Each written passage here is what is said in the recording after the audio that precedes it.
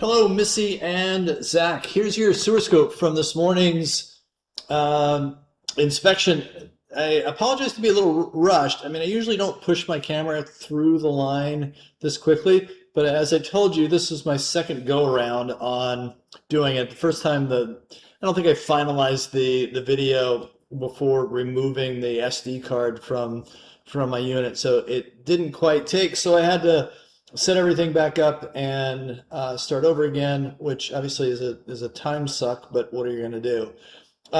After the initial about 6 feet of pipe, we've switched into this, which is ABS. ABS, you tend not to get a good picture just because it's a very black pipe, and the LED lights on the front of the camera head don't really pick things up very well. We'll switch over to PVC here coming up right about here. And there's the roots that I was telling you about.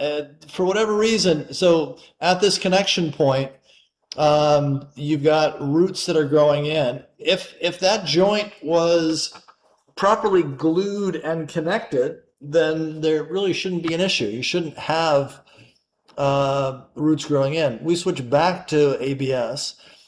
So my guess is that they used a rubber sleeve or a Fernco connector, and that's either failed or roots are getting into it somehow.